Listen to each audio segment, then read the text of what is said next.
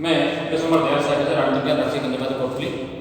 आज हम स्विट्जरलैंड के संविधान में एक संघराज्यीय राज्य की स्थापना करते हैं, इसके बारे में प्रश्न करने का अध्ययन करेंगे। जैसा कि विदित है, स्विस संविधान के प्रथम अनुच्छेद में प्रावधान किया गया है, यह कहा गया है कि स्विट्जरलैंड 22 और पूर्ण प्रभुत्व संपन्न गणराज्य का एक संघराज्य है, एक राज्य मंडल है। यद्यपि शासन की शक्ति के केंद्रीकरण दो प्रकार के सिद्धांत होते हैं जिन्हें संविधान के द्वारा शासन शक्ति का विभाजन किया जाता है। रेल केंद्रीय सरकार राज्य सरकार में काम करती है। इन दोनों सरकार के अपने अपने अलग अलग संविधान होते हैं, अलग क्षेत्र अधिकार होते हैं। इस प्रकार का जो संविधान होता है उसे संघात्मक शासन प्रणाली का संविधान कहा जाता है। लेकिन जब संविधान के द्वारा शासन की सभी शक्ति को केंद्रीय सरकार का नियंत्रित कर दिया जाता है और इकाई राज्य का अस्तित्व केंद्रीय सरकार की इच्छा पर डिपेंड करता है, निर्भर करता है। अर्थात केंद्रीय सरकार की इच्छा पर डिपेंड करता है, निर्भर करता है कि राज्य की सरकार को पूर्ण रूप से अधिकार दी जाए, पूर्ण अधिकार नहीं दी जाए।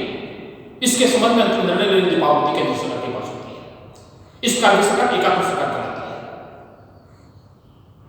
संघ शब्द लैटिन भाषा के प्रोडेशन से बना है, जिसका शाब्दिक अर्थ होता है संघीय समझौते के द्वारा निर्मित राज्य से होता है। लेकिन एक राज्यमंडल और संघ राज्य एक दूसरे के पर्यायवाची नहीं होते, एक दूसरे के स्थान नहीं ले सकते। यद्यपि संघ राज्य की स्थापना भी इकाई राज्य के समझौते के आधार पर होती है और राज्यमंडल का निर्माण भी इकाई राज्य के समझौते के आधार पर होता है। लेकिन जब अनेक राज्य किन्हीं निश्चित सिद्धांतों पर सहमत होकर एक संघराज्य की स्थापना करते हैं, इकाई राज्य को संघ सरकार से संबंध विच्छेद करने का कोई अधिकार नहीं होता है। एक सशक्त संघ की व्यवस्था पाई जाती है, एक सशक्त संघ होता है। इस प्रकार की सरकार संघात्मक शासन प्रणाली के नाम से जाते हैं, संघीय सरकार के नाम से संबोधित किया जाता है। लेकिन राज्यमंडल का अभिप्राय राज्य के उस ढीले ढाले संघ व्यवस्था से होती है, संघ से होती है, संगठन से होती है, जिनमें एक सशक्त केंद्र की सरकार का अभाव पाया जाता है। अर्थात राज्यों के द्वारा संघ सरकार से अपने संबंध विच्छेद किए जा सकते हैं। इस प्रकार का राज्य का जो संगठन होता है, राज्य का जो संघ होता है, उसे राज्यमंडल के नाम से जाना जाता है। लेकिन मूलभूत बेसिक तथ्य यह होता है कि संघात्मक शासन प्रणाली वाले राज्यों में, राष्ट्रों में, देशों में इकाई राज्य को संघ सरकार से संबंध विच्छेद करने का अधिकार नहीं होता है। राज्यमंडल में केंद्र सरकार से संबंध विच्छेद किए जा सकते हैं। तो राज्य के घेरेदार के विस्तार की जो व्यवस्था होती है उसे राज्यमंडल के नाम से जानते हैं। लेकिन विश्व में सर्वप्रथम सबसे पहले अमेरिकी संविधान के द्वारा एक संघात्मक शासन प्रणाली को अपनाया गया है, एक संघ राज्य की स्थापना करता है और इसी प्रकार की परिभाषा में उसका की विशेषता व्यवहार का अध्ययन किया जाता है। यदि अमेरिकी संघात्मक शासन प्रणाली के साथ संघात्मक व्यवस्था के साथ स्विस प्रशासन व्यवस्था का प्रभाव बदल किया जाता है, तो ये कहा जा सकता है कि स्विट्जरलैंड का संविधान एक संघ राज्य की स्थापना करता है, न कि राज्यमंडल की स्थापना करता है। भले ही वह 22 प्रभुत्व पूर्ण संपन्न कंट्री का एक राज्यमंडल कहा गया है, लेकिन रियल में वास्तव में वह एक राज्य में स्थापित संघराज्य स्थापना करता है। अन्य संघात्मक शासन प्रणाली वाले राज्यों की भांति, राष्ट्रों की भांति संघात्मक शासन प्रणाली से संबंधित विशेषताएं भी स्विट्जरलैंड के संविधान में पाई जाती हैं, जिनका वर्णन अग्रांकित बिंदु के अंदर किया जा सकता है। नंबर 2, संविधान की सार्वभौमिकता।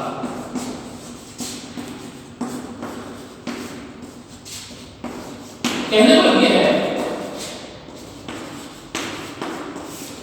कि जिन देशों में संघात्मक शासन प्रणाली को अपनाया जाता है, संघात्मक शासन प्रणाली का प्रचलन पाया जाता है, उन राष्ट्रों में, उन देशों में संविधान की सर्वोच्चता पाई जाती है। संविधान के द्वारा ही केंद्र की सरकार और एक राज्य की इकाई की सरकार होती है, राज्य की सरकार होती है, अधिकार प्राप्त करती है। चाहे केंद्र की सरकार हो, चाहे राज्य की सरकार हो, किसी भी सरकार को संविधान के उल्लंघन करने का कोई अधिकार नहीं होता है। कहने में यह है कि राज्य के शासन का संचालन किसी व्यक्ति विशेष की इच्छा के अनुसार नहीं होता है, बल्कि विधि के अनुसार होता है, विधि स्वरूप होती है, कानून के अनुसार होता है। कोई व्यक्ति चाहे राष्ट्रपति पद को सुशोभित करता है, एक प्रधानमंत्री पद के रूप में काम करता है, एक अधिकारी के रूप में काम करता है, एक साधारण नागरिक के रूप में काम करता है, कानूनी रूप से किसी के द्वारा भी संविधान का उल्लंघन नहीं किया जा सकता है। सिविल संविधान में भी संविधान की समता के सिद्धांत को स्वीकार किया गया है। संघ सरकार और केंद्र में जो सरकार होती है, संविधान से ही अधिकार प्राप्त होती है। यद्यपि स्विट्जरलैंड में आंशिक न्यायिक पुनरावलोकन की व्यवस्था पाई जाती है। कहने वाला यह है कि संघीय न्यायालय के द्वारा केंद्रों के द्वारा बनाए गए कानून की व्यवस्था की जांच की जा सकती है। न्यायालय की दृष्टि में जो कानून संविधान की धारा के प्रतिकूल प्रतीत होते हैं, उन कानूनों को संघीय न्यायालय के द्वारा अवैध घोषित किया जाता है, रद्द किया जा सकता है। लेकिन सरकार के द्वारा बनाए गए किसी कानून की वैधता व्यवस्था की जांच संघीय न्यायालय के द्वारा नहीं की जा सकती है। लेकिन चाहे केंद्र की सरकार हो, चाहे केंद्र की सरकार हो, किसी भी सरकार के द्वारा संविधान के विरुद्ध कानून बनने का प्रयास नहीं किया जा सकता है। यदि मान लीजिए केंद्र की सरकार के द्वारा यदि संविधान के उल्लंघन करने से संबंधित किसी कानून का निर्माण किया जाता है, तो उस कानून को जनता के द्वारा रद्द किया जा सकता है। इसलिए वहां पर संविधान की सुरक्षा पाई जाती है और केंद्र की सरकार के द्वारा मनमाने से कानून बनाने के प्रयास हो जाते हैं, उन कानून की व्यवस्था की जांच संघीय न्यायालय के द्वारा की जा सकती है। और न्यायालय की दृष्टि में जो कानून संविधान की किसी धारा के प्रतिकूल प्रतीत होते हैं, इस सभी प्रकार के कानून न्यायालय के द्वारा, संघीय न्यायालय के द्वारा अवैध घोषित किया जाता है, रद्द किया जा सकता है। इसलिए अमेरिकी संविधान की भांति स्विट्जरलैंड में भी संविधान की समता के सिद्धांत को स्वीकार किया गया है, संविधान की समता पाई जाती है। तो यह सिद्ध करता है, यह कहा जा सकता है कि संविधान में स्विट्जरलैंड में भी एक राज्य के स्थान, एक संघ राज्य की स्थापना की गई है, एक संघ राज्य का अस्तित्व पाया जाता है। दूसरी विशेषता की बात की जा सकती है लिखित और कठोर संविधान। 1848 में जिस संविधान का निर्माण किया गया, यद्यपि 1874 ईस्वी में संविधान में पूर्ण रूप से परिवर्तन कर दिए गए, उनसे संशोधित कर दिए गए और उसके बाद नया संविधान लागू किया गया। अमेरिकी संविधान की भांति स्विट्जरलैंड का संविधान भी निर्मित और लिखित माना जाता है। सिविल संविधान का संविधान में 3 अध्याय पाए जाते हैं और 123 अनुच्छेद पाए जाते हैं। अमेरिकी संविधान की भांति स्विस संविधान भी कठोर संविधान माना जाता है। कठोर संविधान में संविधान होते हैं जिनमें सामान्य कानून निर्माण की प्रक्रिया और संविधान में संशोधन प्रक्रिया में अंतर पाया जाता है। अर्थात देश की जो व्यवस्थापिका होती है, जो संसद होती है, जो पार्लियामेंट होती है, उस संसद के द्वारा जिस विधि से कानून बनाए जाते हैं, उस विधि से संविधान में संशोधन नहीं की जा सकते। अर्थात कह सकते हैं, कहा जा सकता है कि सामान्य कानून निर्माण की प्रक्रिया और संविधान में संशोधन की प्रक्रिया होती है, उसमें अंतर पाया जाता है। इस सभी प्रकार के संविधान को कठोर संविधान कहते हैं। ब्रिटिश संविधान में सामान्य कानून निर्माण की प्रक्रिया और संविधान में संशोधन प्रक्रिया में कोई अंतर नहीं पाया जाता है। लेकिन अमेरिकी संविधान की बात स्विट्जरलैंड के संविधान में भी सामान्य कानून निर्माण की प्रक्रिया और संविधान में संशोधन प्रक्रिया में अंतर पाया जाता है।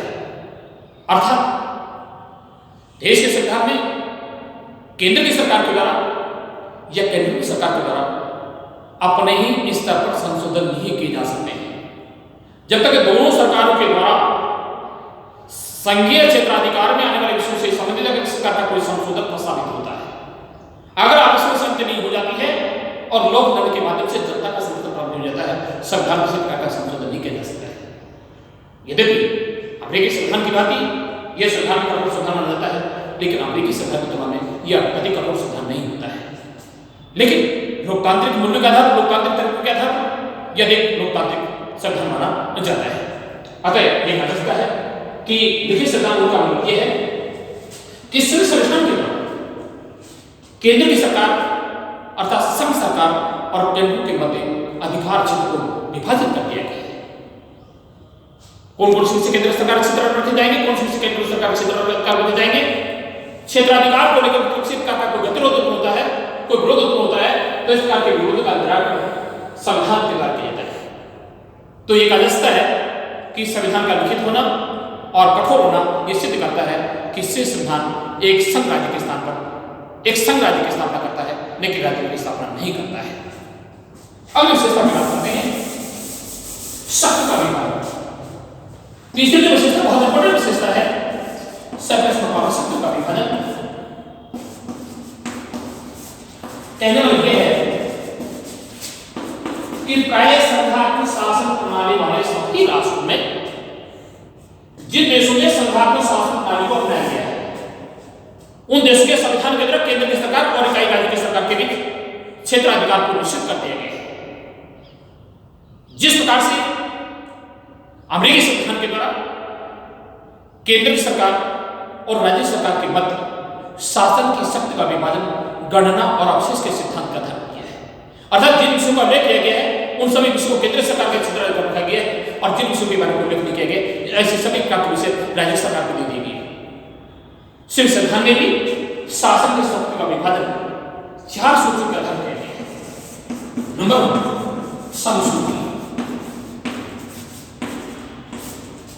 समसूची में सभी राष्ट्रीय महत्व के विषयों को रखा गया है, यथा विदेशी आयात और निर्यात कर, मुद्रा, रेल, दूरसंचार, तार, रेल, डाक, इस प्रकार के महत्वपूर्ण जो सेवाएं होती हैं, इस प्रकार के विषय होते हैं जो विदेशी विनिमय से रिलेटेड होते हैं, मुद्रा से संबंधित होते हैं, विदेशी आयात निर्यात से संबंधित होते हैं, सेना से संबंधित होते हैं। इस सभी प्रकार के जो विषय होते हैं, जो अंतर्राष्ट्रीय क्षेत्र से रिलेटेड जो विषय होते हैं, उन सभी प्रकार के विषयों के बारे में कानून बनाने का काम केवल केंद्र सरकार द्वारा किया जाता है, केवल संघ सरकार द्वारा किया जा सकता है। तो संसूची में जो राष्ट्रीय महत्व के विषय होते हैं उनको रखा गया है। इस सूची के विषयों के बारे में केवल केंद्र सरकार के द्वारा काम किया जा सकता है। दूसरे विषयों में समवर्ती सूची में, समवर्ती सूची में उन विषयों को रखा गया है जो राष्ट्रीय महत्व के होते हैं, स्थानीय महत्व के होते हैं। इन विषयों के बारे में न केंद्र सरकार के द्वारा काम किया जाता है, न केवल केंद्र सरकार द्वारा कानून बनाए जा सकते हैं, बल्कि केंद्रीय सरकार के द्वारा भी कानून बनाए जा सकते हैं। लेकिन इस कार्य सूची में विषय होते हैं, प्रेस के नियंत्रण से संबंधित विषय होते हैं, इसी प्रकार शिक्षा से संबंधित विषय होते हैं, कौशल के संरक्षण संबंधित विषय होते हैं। इस प्रकार के विषयों को लेकर के न केवल केंद्र सरकार द्वारा कानून बनाए जा सकते हैं, बल्कि केंद्र के द्वारा भी इस प्रकार के कानून बनाए जा सकते हैं। लेकिन समवर्ती सूची के विषयों के बारे में निर्मित किसी कानून को लेकर के जब केंद्र सरकार और राज्य सरकार के बीच अथवा केंद्र सरकार के किसी सरकार का कोई विरोधाभास होता है, तो संघ सरकार के द्वारा बनाए कानून वैध माना जाता है और केंद्र द्वारा सरकार के द्वारा बनाए कानून रद्द माना जाता है। तीसरी जो विषय की बात करते हैं, विभाजित सूची। विभाजित सूची में इस प्रकार के विषय रखे गए हैं जिस विषयों के बारे में केंद्र द्वारा शब्द का प्रयोग किया जा सकता है और संघ सरकार द्वारा प्रयोग किया जा सकता है। जिस प्रकार से कृषि से संबंधित जो विषय होते हैं, विभाग से संबंधित विषय होते हैं, इस प्रकार के विषयों के बारे में सब जो विभाजित सूची होती है उनके विभाजित इस प्रकार विषयों को विभाजित सूची में रखा गया है, जिन पर केंद्र द्वारा यह अधिकार प्रयोग किया जा सकता है। और चौथी सूची होती है केंद्रीय सूची। यद्यपि केंद्रीय सूची में किसी विषय को उल्लेख नहीं किया गया, लेकिन इस प्रकार के जो विषय होते हैं केंद्रों के द्वारा केवल किसी भी अन्य केंद्र के साथ सामाजिक, सांस्कृतिक, आर्थिक संबंध स्थापित किए जा सकते हैं, लेकिन किसी प्रकार की द्विपक्षीय, बहुपक्षीय संधि संबंध करने का अधिकार नहीं होता है। केंद्र ये होता है कि इस सूची में जो विभाजित सूची होती है, इस सूची में केवल विषय को रखा गया है अगर कोई स्विस नागरिक विदेशों में जाकर बसना चाहता है और विदेशों में जाकर कोई राज्य अगर स्विट्जरलैंड में बसना चाहता है, इस प्रकार के विषयों को विभाजित सूची में रखा गया है। अब इस संस्था की बात करते हैं, उच्च सदन में इकाई का समान जिस प्रकार से संयुक्त राज्य अमेरिका के संविधान में द्वितीय सदन में इकाई राज्य को समान प्रतिनिधित्व दिया गया है, उसी प्रकार से स्विस संविधान के द्वारा भी द्वितीय सदन में सीनेट में सभी इकाई राज्य को पूर्ण समान प्रतिनिधित्व दिया गया है। एक पूर्ण कैंडिडेट के द्वारा 2 प्रतिनिधि भेजे जाते हैं और अर्ध कैंडिडेट द्वारा 1 प्रतिनिधि भेजा जाता है। तो यह सिद्ध करता है कि स्विस संविधान एक संघ राज्य की स्थापना करता है, न कि राज्य की स्थापना करता है। अगली बात करते हैं डबल सिटीजन की बात, दोहरे नागरिकता की बात की जाती है। जिस संविधान के संघात्मक शासन प्रणाली का बना गया है, उन देशों में प्रत्येक नागरिक को 2 प्रकार की नागरिकता प्राप्त होती है। एक देश की नागरिकता प्राप्त होती है और दूसरी जिस राज्य का वह निवासी होता है उस राज्य की नागरिकता प्राप्त लेकिन स्विस संस्थान के द्वारा प्रत्येक व्यक्ति को 3 प्रकार की नागरिकता प्राप्त होती है। नंबर 1 कम्युन की नागरिकता, नंबर 2 केंद्रीय नागरिकता और नंबर 3 जो नागरिकता होती है स्विट्जरलैंड का निवासी होने की नागरिकता अर्थात संघ सरकार की नागरिकता प्राप्त होती है।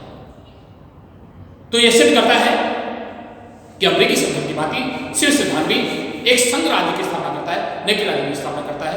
धन्यवाद। आज के लोग इतना ही करेंगे।